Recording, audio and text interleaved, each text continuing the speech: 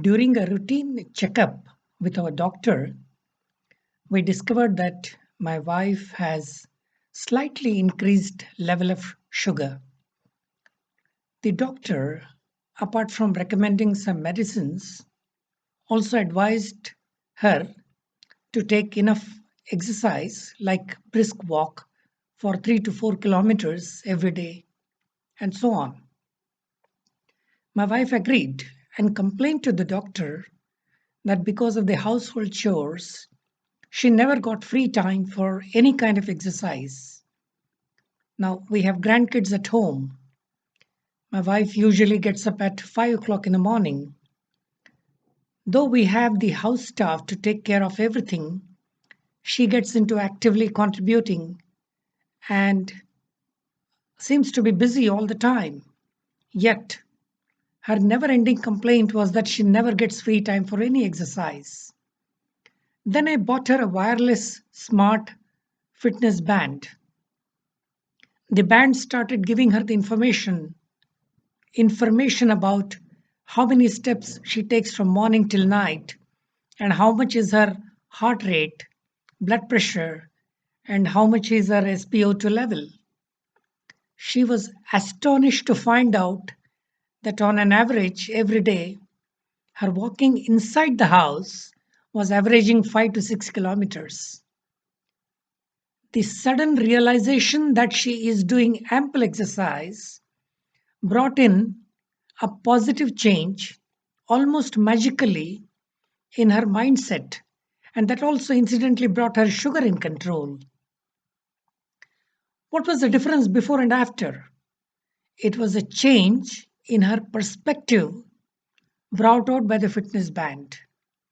It also proved that the positive information had a beneficial effect on her body, a psychosomatic effect. What is psychosomatic effect? When the reasons or causes are psychological in nature and the manifestations are physiological, it is psychosomatic.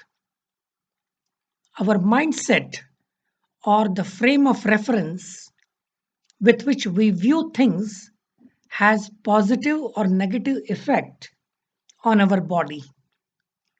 As someone has rightly said, it is more important to know what kind of person has got the disease than what kind of disease the person has. I'll repeat again. It is more important to know what kind of person has got the disease than what kind of disease the person has. Researchers in Stanford University have found our mindset have profound influence on certain types of cancerous malignant tumors. In patients with positive mindsets, spread of cancerous cells was decidedly slower. When patients are aware of the benefits of the treatment, they felt better and it had beneficial effect on them as opposed to those who were unaware about the effect of medicines they were given. It does look like the feedback or information about the positive impact has some kind of magical placebo effect. It does look like our mind receptors have magical subconscious healing process that happens upon getting the feedback. Apparently, this feedback triggers a kind of chain reaction in our non cognitive faculties, resulting in great improvement in our behavior and our attitude. Some experts have called this process as occurring in our mindset. I prefer to use the term frame of reference. This referencing provides the context to whatever we experience and gives a meaning and motivates us to adopt suitable behavior. Now, in the context of the smallholder farmers, this has significant implication. But before I come to the importance of tweaking their frame of reference, let me touch upon an issue that bothers me. Thanks to the advancement in technology, now we have many tools based on artificial intelligence that provides instant information about the soil condition, weather updates, crop nutrition, chemically coated seeds, etc. Added to this, there is often an onslaught of all kinds of technical literature thrust upon the farmer incessantly. But it does look like the mindset aspect of the farmer has not received any attention. If the farmer must adopt newer ways of operation, then we need to change his frame of reference and his mindset. Only then he or she will have a paradigm shift. Precise, targeted psychological intervention aimed at instilling adaptive mindsets have the potential to bring about desirable and positive behavior modification. We talk about precision agriculture, and I'm talking about precision mindset. Researchers have observed that there is essentially two types of mindsets that often influence our cognitive and non cognitive side of the personality. They have named it as static mindset and growth mindset. Those who have static mindset are essentially believers in status quo. A farmer with this kind of a mindset is essentially unwilling to adopt any newer ways of farming. He passionately believes that what he has been doing and that which he learned from his parents, forefathers, is only the right way and there is no other way. He has static drive and passion and therefore will avoid accepting challenges and learn or experiment. On the face of adversity, he resorts to rationalization and blame game, does not accept challenging targets, is often a great believer in luck and fate.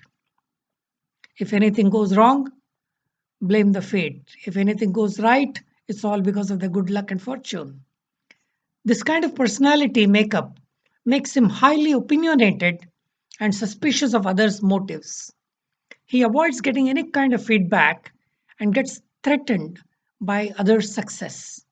All these factors result in his reaching a kind of plateau much early in life and his growth gets effectively stunted.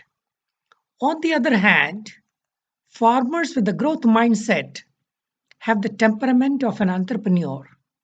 What's that?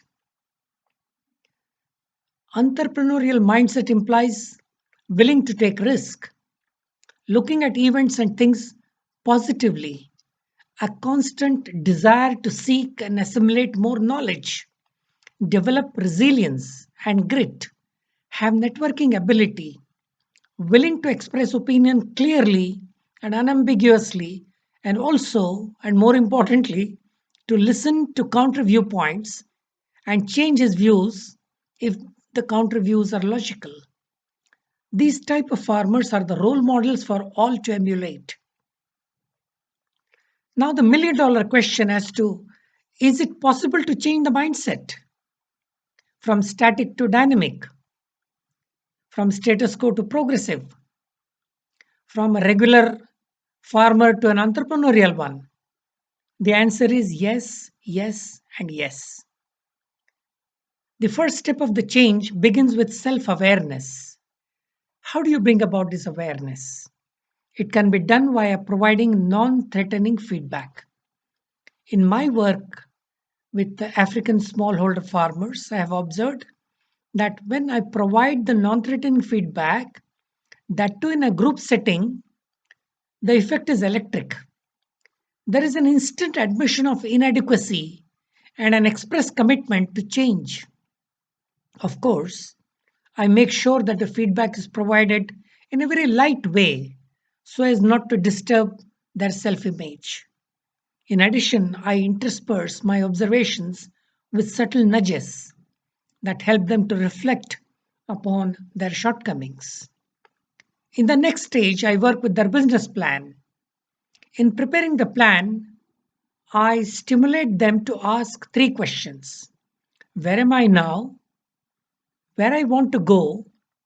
And finally, what prevents me from reaching there?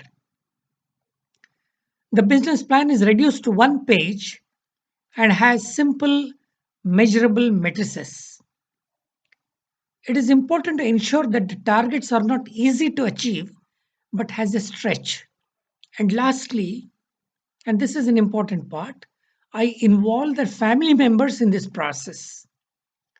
The subtle pressure that is brought upon the farmer from their near and dear ones is an immensely powerful motivator for change. Many times I have used the mobile to send the push messages about the farmer, but these messages are sent to the family members so that they work upon the mindset of the farmer. To conclude, let me emphasize that we need a kind of entrepreneurial revolution in the mind space of smallholder farmers. From a status quo mindset, they need to metamorphose into innovative and transformational leaders. While agriculture experts have been able to provide valuable data and information about seeds, pesticides, soil condition, crop nutrition, weather conditions, we need behavior economists to help create fertile and receptive mindset. We need more entrepreneurs than workers, more passion and achievement driven farmers, more leaders than followers, more farmers who accept challenges. And that's the recipe for ensuring food security. Thank you.